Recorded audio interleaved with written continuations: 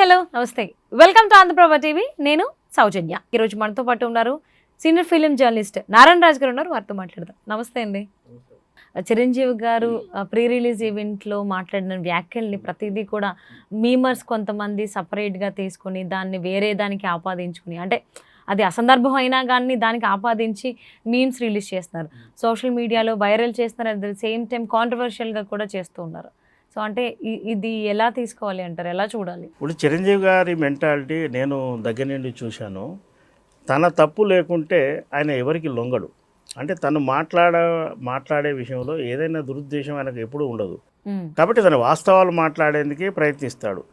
మీరు చాలా సందర్భాల్లో గమనించండి, చిరంజీవి ఏ స్పీచ్ కూడా చాలా తక్కువ సందర్భాల్లో వివాదం అవుతుంది.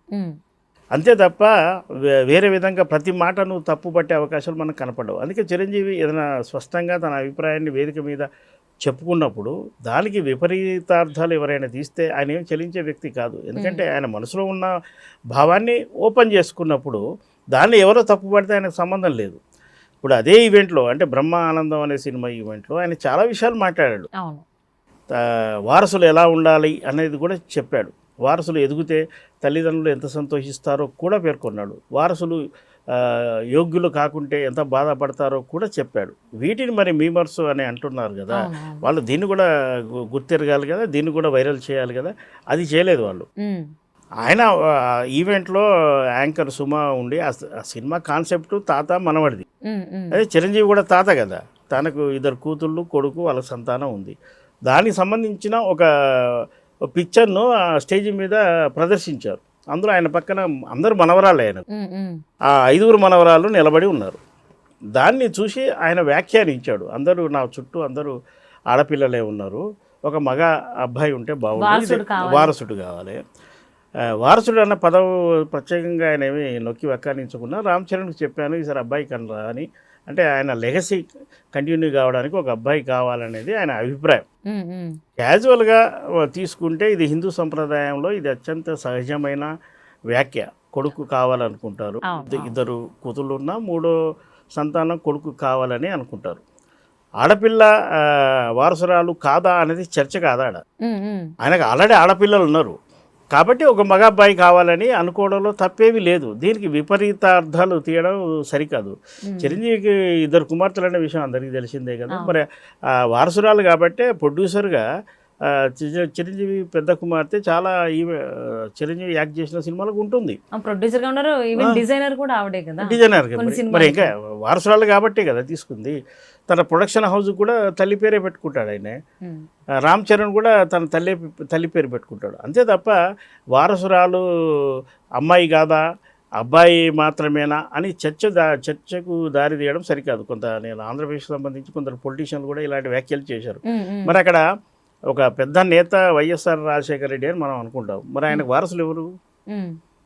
జగన్మోహన్ అని వాళ్ళే యాక్సెప్ట్ చేశారు. షర్మిలమ్మను కూడా వాళ్ళు ఒప్పుకుంటారా? ఆమె కూడా రాజకీయాల్లో తిరుగుతుంది కదా. అలాగే ఇద్దరు, షర్మిలకు ఉండే ఫాలోయింగ్ షర్మిలకు ఉంటుంది, జగన్ గారికి ఉండే ఫాలోయింగ్ జగన్ గారికే ఉంటుంది. అంతే తప్ప అమ్మాయి మాత్రమే వారసురాలు లేదా అబ్బాయి మాత్రమే వారసురాలు అని కాదు, ఇద్దరు వారసులే. అయితే సందర్భానుసారంగా ఏ సందర్భంలో ఆయన వ్యాఖ్య చేశాడు అనేది చూడాలి. అందులో విపరీతార్థాలు తీసి ఒక టార్గెట్ చేయడం మాత్రం సరికాదు. ఎస్ అండి. సో అంతేకాకుండా ఒక రెడ్ రోజు అనేటువంటి మాట కూడా తీశారు. సో దాన్ని కూడా కొంతమంది కాంట్రవర్షియల్ చేస్తున్నారు. సో ఎందుకంటే మీరు లైవ్గా ఆ ఈవెంట్లోనే ఉన్నారు. సో అంటే అది అంటే ఆబ్వియస్లీ మనకు తెలిసిందే, యూట్యూబ్లో కానీ ఎక్కడైనా సోషల్ మీడియాలో వీడియోస్ కంప్లీట్గా రావు, సగం వస్తాయి. అంటే ఆ ముందు జరిగిన మాట ఏంటనేది ఎవరికీ తెలియదు. సో దాని గురించి ఆ వీడియోను అంటే బహుశా ఎవరో తొలుత సరిగ్గా చూడక లేదంటే తొందరపాటు చేసిన వ్యాఖ్య అది వైరల్ అయ్యి మిగతా వాళ్ళు వెనక్కి అసలు ఏం జరిగింది అనేది పరిశీలించకుండా కామెంట్ చేసి ఉంటారు. అది సరికాదు. చిరంజీవి గారు ఎక్కడ ఎలాంటి తొణుకు లేకుండా స్పష్టంగా మాట్లాడారు.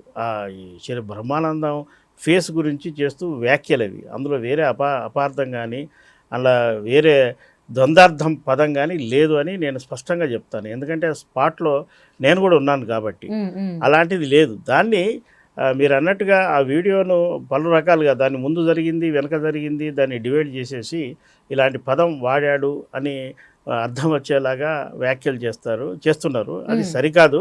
చిరంజీవి అంత విచక్షణ లేనివాడి కాదు. ఆయన కొన్ని వేల ఫంక్షన్స్లో అటెండ్ అయ్యాడు. ఏ సందర్భంలో ఎలా మాట్లాడాలి, ఎవరిని గౌరవించాలి, ఎవరిని ఎంకరేజ్ చేయాలి అనేది ఆయనకు బాగా తెలుసు. అందుకే వేదిక మీద ఉన్న ఎంతమంది ఉంటే అంతమందిని పేరున గుర్తు చేసుకొని ప్రస్తావిస్తారు. ఎందుకంటే చిరంజీవి లాంటి మెగాస్టార్ నోట వాళ్ళ పేర్లు వస్తే ఫస్ట్ పబ్లిక్ తెలుస్తుంది, వాళ్ళకు ప్రోత్సాహంగా ఉంటుంది. అది కూడా గమనించాలి. ఇప్పుడు దాన్ని మీరు అపార్థం చేసినప్పుడు ఇలాంటి ఐటమ్స్ కూడా ఉన్నాయి కదా, వీటిని మీరు వైరల్ చేయాలి కదా.